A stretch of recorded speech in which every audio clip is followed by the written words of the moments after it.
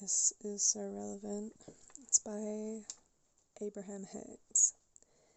Once you are in control of the way you feel, you will enjoy it all.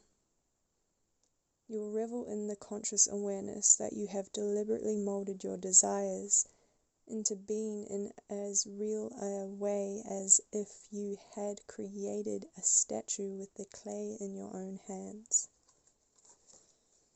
Once you are in control of the way you feel, you will enjoy it all.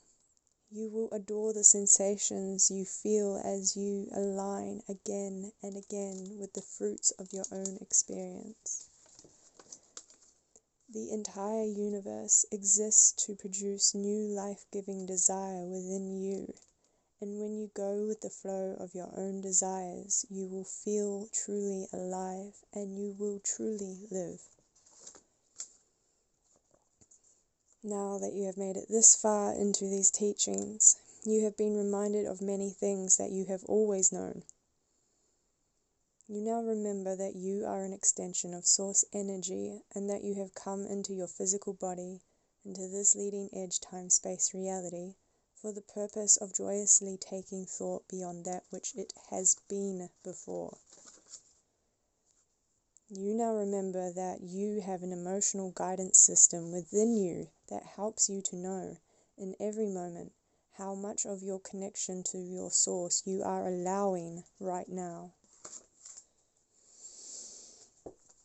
You now remember that that the better you feel, the more you are in alignment with who you really are, and the worse you feel, the more you are disallowing that important connection.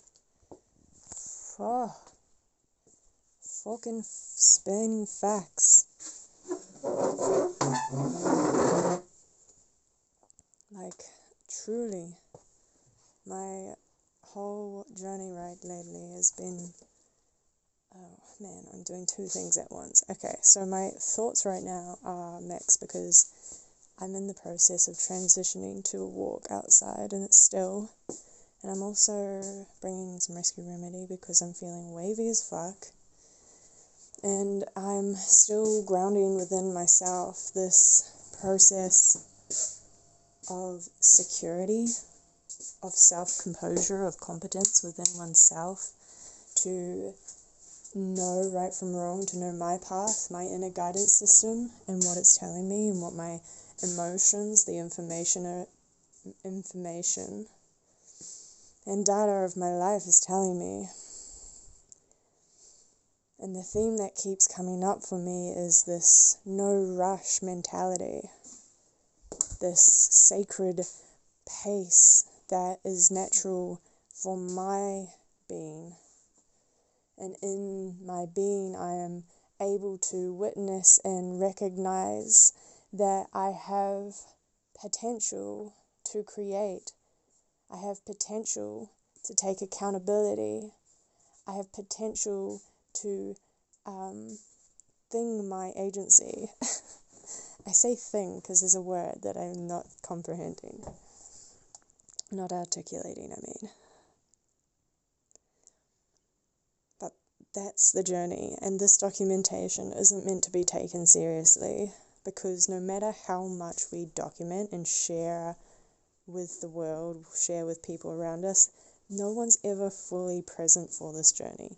No one's ever fully present for what it takes to get to the place within oneself after a life that has been uniquely experienced by this being, by this body. And everyone's unique and different for a reason, and we must learn to accept that about each other and find ways of moving forward together that allow us to collaborate. I'm desperate for community, and so is the world.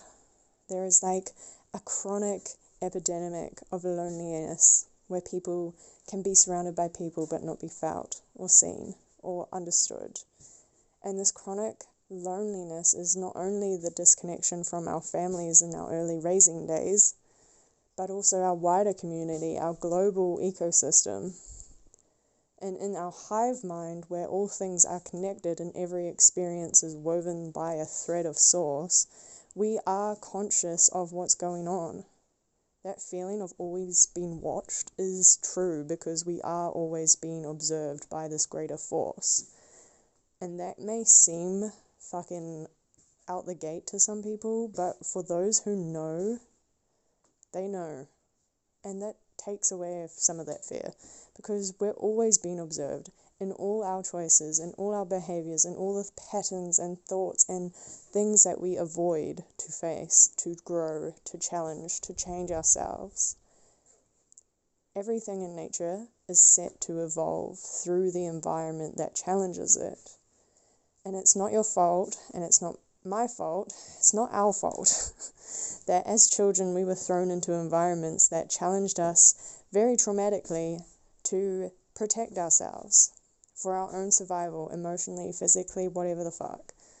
A lot of us have had very chaotic childhoods, very chaotic ways of beginning, a lot of stories imprinted upon us by the people around us who were hurt, who are holding pain, who haven't gone through grieving processes to let go and alchemize the things that they're feeling and the transitions that they had to go through to get to where they are. But all things in nature exist to evolve, and we're constantly moving, constantly changing, constantly reinventing our identity based on what we need and what we desire for ourselves in the outer world. And it's an inner desire that we sometimes shame or doubt or criticize, because society has conditioned us in different ways to believe certain things about who we believe ourselves and the world to be, and what we're willing to give or receive as a measure of our own worth. Anyway, those are my thoughts, and I'm going to go have a walk before I do too much.